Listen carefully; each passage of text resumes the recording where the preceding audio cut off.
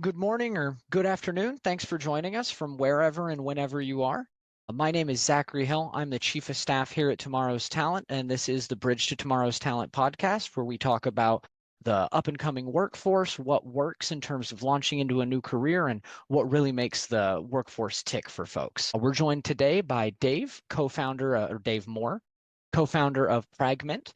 And Dave, why don't you tell us a little bit about what Pragmint does? Sure. So we join engineering teams. We work with leaders, typically VP of Engineering, CTOs, Director of Engineering type folks, and we help them bring in new tools. We help them upskill their team members, improve their processes. Really, all those things are designed to really build a modern software and data engineering organization. Yeah.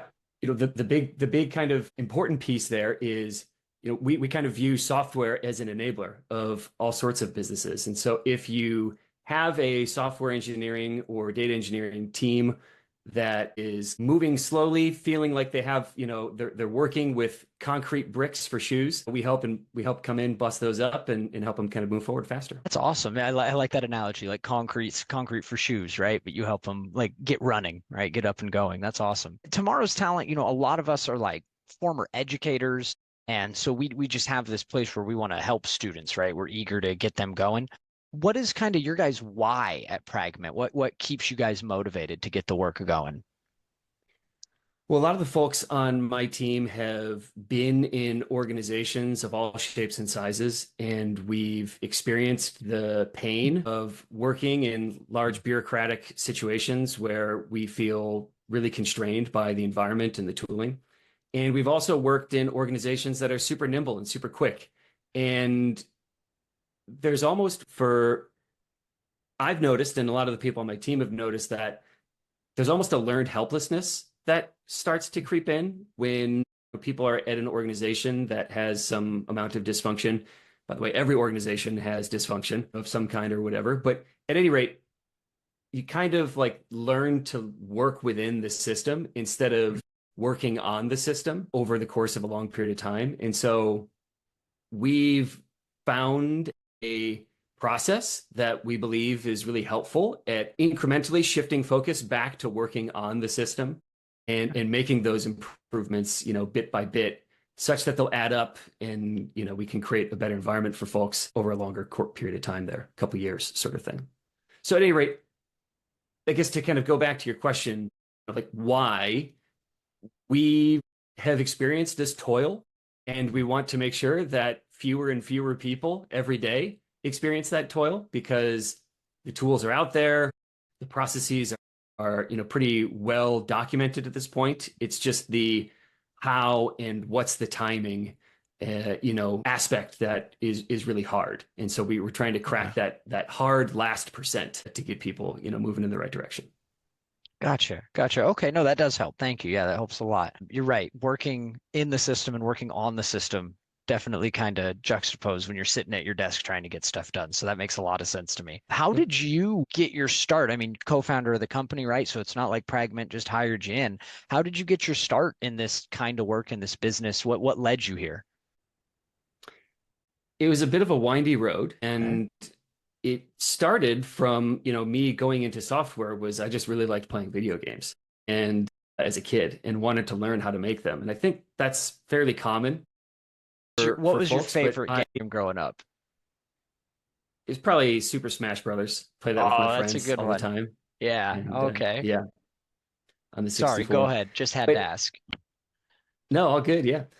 The that kind of brought me in. And when I went into high school, they had a handful of, software programming classes. One was QBasic, and then you learn Visual Basic, and then you learn Java. And I really wanted to go down that path and front loaded all of that till I was done by my first 2 years of high school. And so I went and got a job, would go read these like 750-page manuals, over the summer break, and really like fell in love with actually writing software.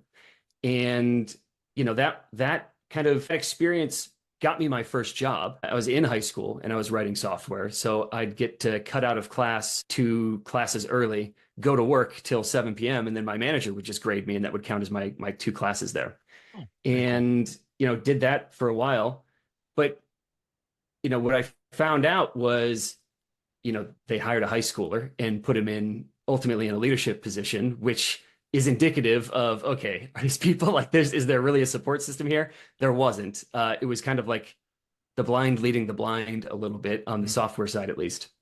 And that was a great experience, but it was also bad experience in the sense that it soured my passion for writing software because I wasn't learning, I was just doing, but I was doing based off of what I already knew, which was only from books. So I didn't have that tangible, practical experience and didn't know how to really construct large, complex systems and wound up building a bunch of really unstable, not maintainable systems, and ultimately changed my major once I graduated high school, went into college. But when I graduated college, it was 2009 and the housing bubble, popped in 2008, 2009. The economy was still terrible and, people weren't getting a whole lot of jobs. I got a couple offers because I went through the sales program, but a lot of those offers were sales positions and they were things like, hey, do you want to go door to door and, cold knocking on, people's houses and sell them, well, not people's houses, it was businesses, sell them cardboard boxes in bulk. And that just didn't sound like fun to me. And so I started my own company and built some websites for local businesses, fell back to what I knew, and just basically was in survival mode and kind of hung around that way for about a year and a half. That was a very frustrating time because, again, I found myself in the same position where I was building these software systems, but it wasn't in a high quality way or maintainable way. And I knew at a certain point the frustration boiled over and I knew I needed to go try something new. And ultimately I found a job where they offered software apprenticeships. And it was a paid apprenticeship and it was probably the best thing that could have happened for my career. And that kind of reinvigorated my love for software. Well, that's awesome. That's very cool. So you kind of had almost like two learning experiences because you had the one that you said didn't work out very well, right? Writing software for that company and they put a high schooler right into a leadership position, but that you learned a lot. And then again at the apprenticeship. Tell me a little bit about the apprenticeship and how that went. I mean, you were out of college at that point, right? So it was full time, or how did that go? Yeah, I was out of college. And again, I had tried my hand at running my own software consulting agency for a year and a half and failed pretty miserably. Lost tens of thousands of dollars in the process. Oh, And so it was basically my whole life savings was gone at that point. oh man. And so I kind of was looking in part because I knew that I was frustrated with my like trajectory, but also because I didn't have a choice. And Mm, so I would say that we'll call it desperation because that's what it was. I would say that was maybe a there's a very big factor in my ability to succeed at this apprenticeship mm, because I poured everything into it. I went into that apprenticeship. It was a 3-month apprenticeship to start.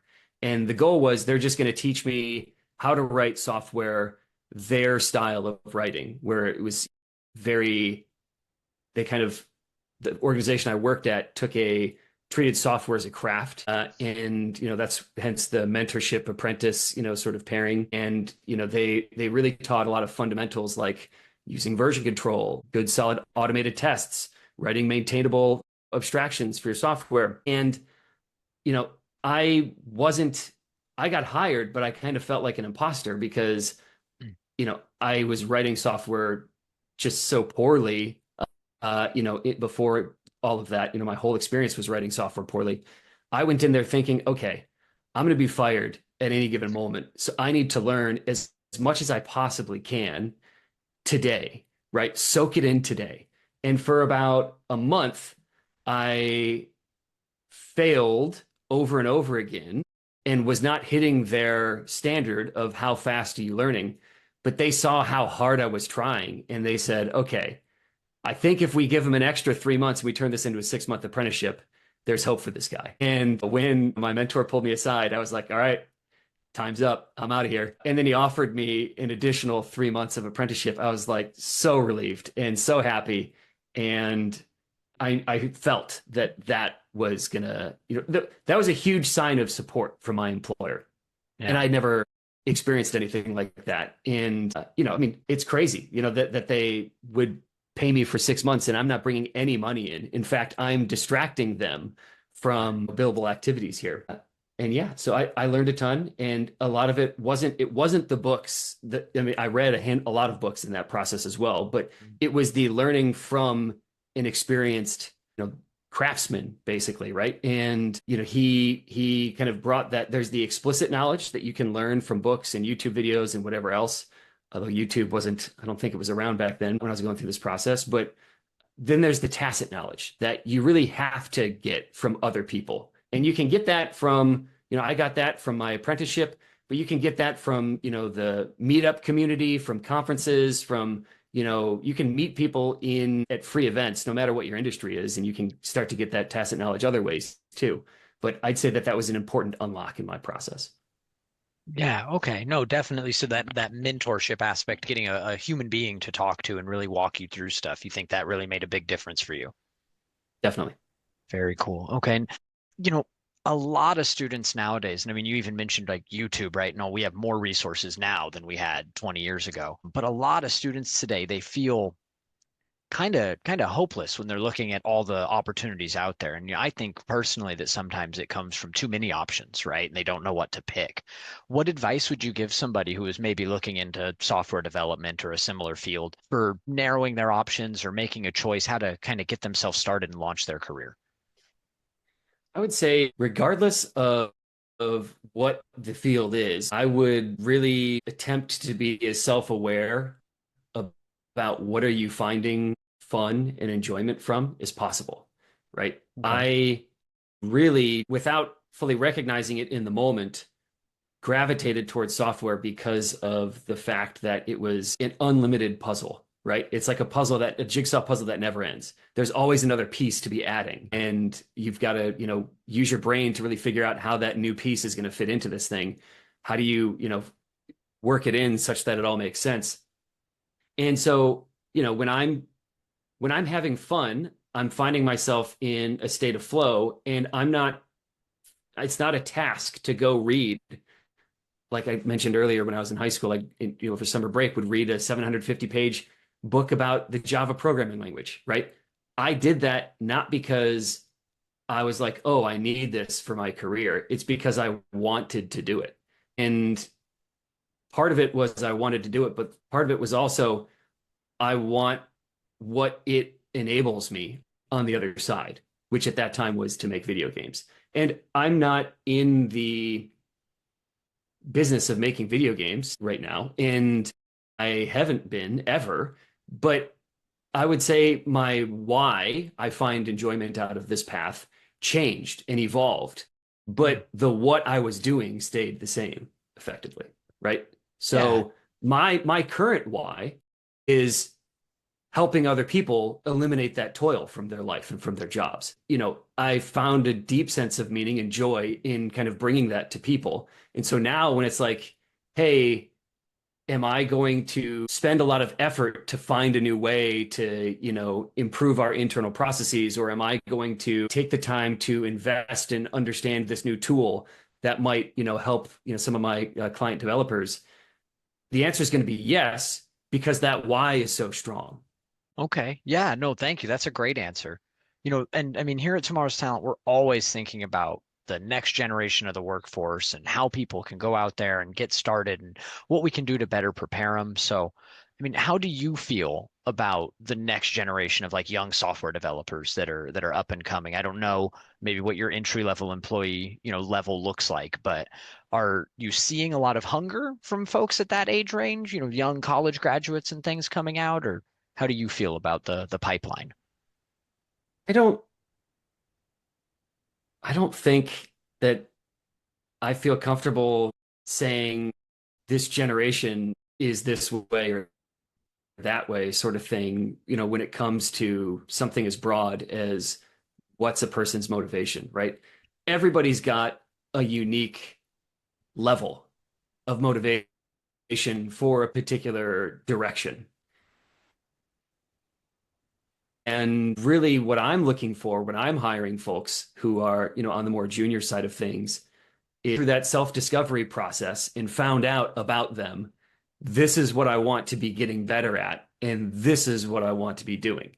And if that lines up with how I want them to grow to become a great, employee in this organization, then we've got a match, right? And so, I find that in people that are career transitioners, late in life. I find that in people that are fresh out of, high school, fresh out of college. I find that in all walks of life. Looking for the drive, looking for people with that determination to keep going and growing. It's the drive and it's the self-awareness of this is what I want to be doing, right? Because the drive comes later. The Okay. drive comes from that self-awareness. Right. Okay. When they've really found their niche. Mhm. What would you say is like maybe one of the biggest stumbling blocks that you see folks do as they get into like the software development world or even the industry, getting their first job out there? Lose. It's Tell me analysis more. paralysis. Yeah, they are okay, what book do I need to read? What blog post do I need to read? What YouTube video do I need to watch? And it's a lot of consumption and not a lot of execution. And so, like I mentioned, the big unlock for me was meeting somebody who pushed me in the direction of get your hands on the keyboard and I'm going to give you feedback on what you just produced.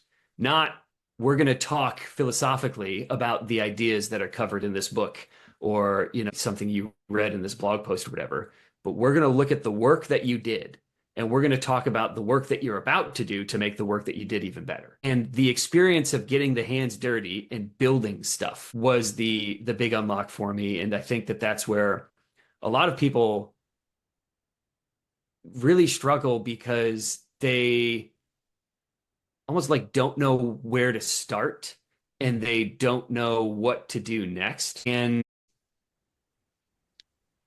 I think a lot of that comes from just the fact that there's so much information out there. And if you're going to focus your time on, hey, I'm going to consume all this information so that I know all these things, it's going to be a very long time before you press your first, key on the keyboard. And the learning starts, the real learning starts when your hands are on the keyboard.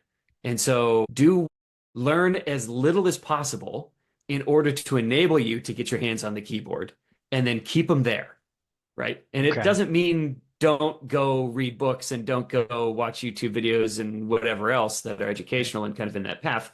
But you'll find that the books you're chase after or the takeaways that you have when you're consuming that information are at a deeper level than if you were just consuming it without that hands on the keyboard experience, right? You need to feel the pain that the author's talking about in order for it to click. Right. Okay. Yeah, no, that makes a lot of sense to me. Yeah, you got to apply it before you can really internalize it and then go forward with it. But you're saying you think folks get stuck in that book learning stage and never get hands on keyboard. That makes sense to me. Yep. You've talked a lot about, Or maybe not never, maybe not never. I think it's they kind of sit in that stage for too long. And, right, ultimately they're going to get frustrated with their slow pace of learning, which is going to chip away at their drive to keep going. And right. really it's all about how do you feed that fire? And you feed that fire by accomplishing things. And if you're reading stuff or watching videos and that's all you're doing, you're not accomplishing anything. And you've talked a lot about both, your apprenticeship and how much you gained from being in that and learning and the role that your mentor played for you and how much your employer giving you that support meant. And two, you've talked about how you try to grow people when you have employees and get them to the place that you want them to be. What role do you think businesses and business leaders play in preparing the next generation of the workforce? Where do you think their responsibility lies, as opposed to the schools and colleges? Where do you think that kind of handoff sits?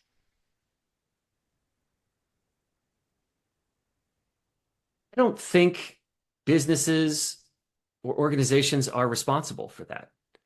I think businesses and organizations are responsible for creating great outcomes for their clients. However they do that is up to them. If it so happens that some of them go, all right, well, I'm seeing, a great investment opportunity in these driven individuals that maybe don't have the level of experience, and say the business is in a position to make that investment, then yeah, it makes sense, right? But I don't think businesses have a responsibility, generally speaking, kind of in like the whole, right? Like Right. it's all about, if you're kind of an entrant to an industry, it's how can you help those businesses create the Mhm. outcomes that they are here to create for their clients. And if there's not a straight line from point A to point B there, then it's not going to happen. Okay.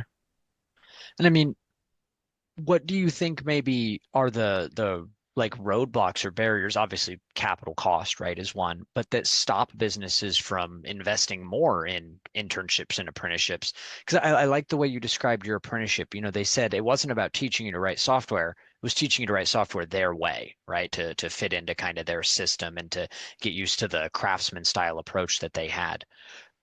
Do you think more companies should take that approach, or what do you think stops folks from needing that and thinking about the software development world?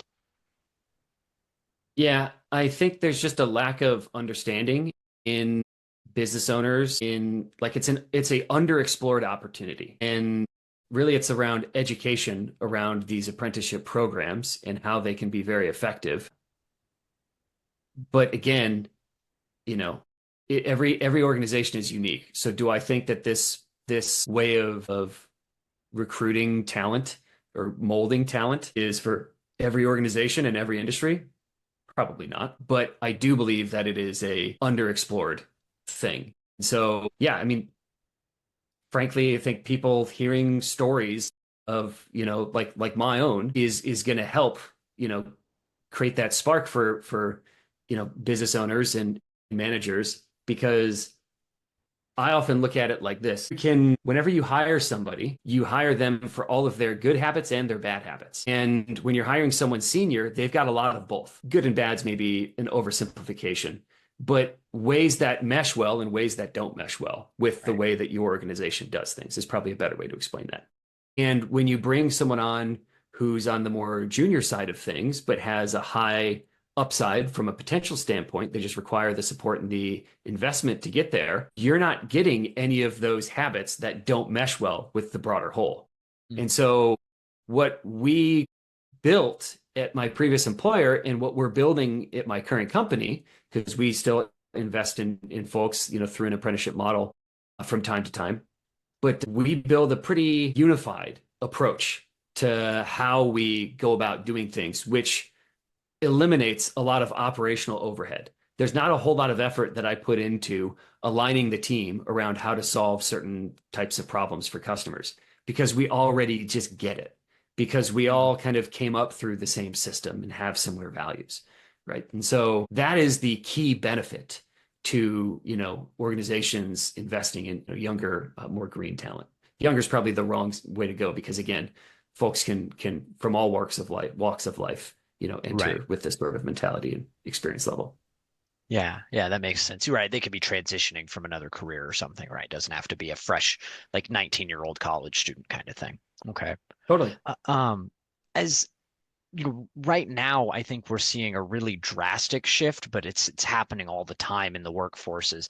Technology starts to fill in gaps, and we see entry level positions change or the expectations grow, and the career ladder can shift a little bit because where you enter into a career and industry has different expectations than it did, 10 years ago for the people that are now your senior managers and things. Do you think right now for people coming into your industry that there are enough pathways for early professionals to build the experience they need to become senior level folks? Or how do you see that struggle right now? I mean, we've all heard of vibe coding, right? And using AI to do things. And do you think that's affecting the entry level landscape, or what's your take on that?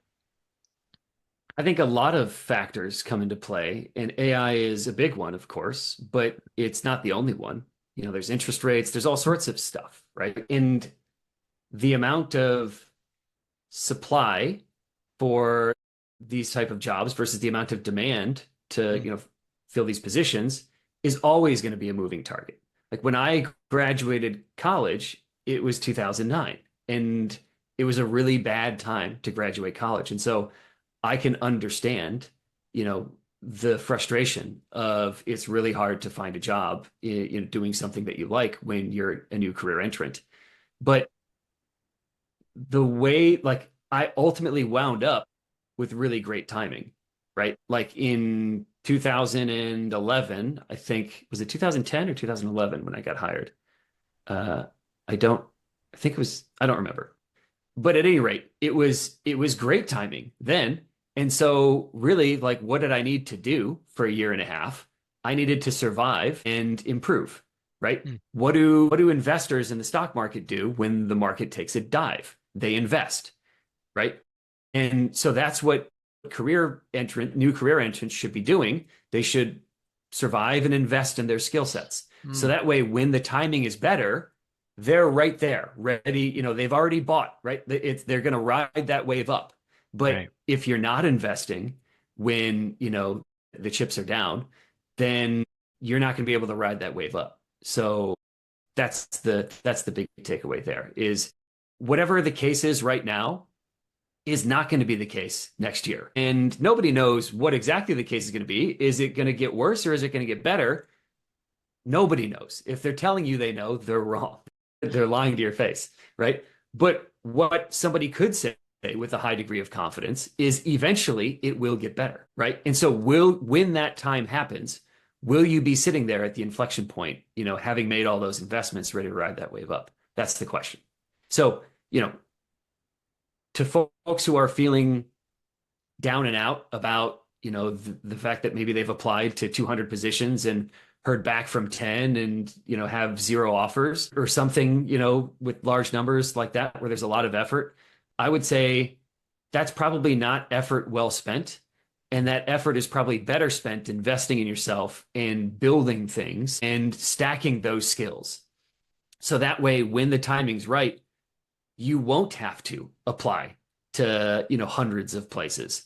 You'll have to apply to tens of places and you'll hear back and you'll get offers, right? If you can stack those skills to the point where it's like, all right, when the market's hot, it's going to hit, as long as you kind of keep feeding that fire, that drive, that whole time through, the situation when, you're in that investment phase, then things are going to work out.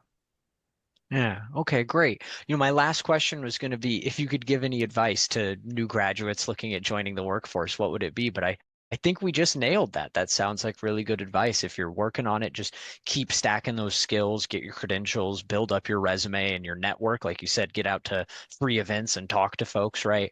If you had kind of one parting piece of wisdom to give to any folks looking at joining the software development industry and getting into this world, whether it's video games or business to business or what have you, what would be your one little kernel of wisdom to give them? Let's say credentials don't matter for Okay. the software world, right? Right. Obviously, there's plenty of industries where credentials do matter, but software, it's all about what can you build? What have you built to give an employer the confidence that you can build something for them that fits their needs, right? And so if somebody has all sorts of credentials, but they don't have anything to show for it that they've Mm. built that is like impressive, then they're going to lose the opportunity to somebody who has none of the credentials and they've got this masterpiece that they've built over, a 6-month period, and it goes and is a great showcase of that person's skill set. That's the thing that matters in the software world. It's what can you do, not what credentials do you have. Great. So build a portfolio. You need a portfolio of projects, of things you've done, of work you've completed, of things you've built, not just a stack of classes you've taken. That's your advice? It's not just, I think portfolio is correct, but it's also a little bit misleading in the sense that, like, when I think of the word portfolio, I think of, look at all these things I've built, Mm. right? But if there's 50 things that are all hello world applications, glorified hello world applications, like what that means for non-tech folks, just very simplistic projects, that's not going to give me the confidence. I don't care about quantity. I care about quality and depth, right? Mm. If you go, hey, I built, an application where, I can overlay animated GIFs on, video conference calls with my family because my nieces and nephews get a kick out of it or whatever, right? There's a lot of moving parts there that you had to glue together and build. And that is depth. And that shows me a real skill set. So I would say, build something really impressive instead of build out this massive portfolio. Great. No, I think that's really useful because you're right. I've seen a lot of folks working on lots of little things, but I like what you're saying. Build something with depth that really shows your, passion and your expertise in the area. That sounds great. I think a lot of students and people getting into software development in general, right, regardless of age, need to hear that. So very cool.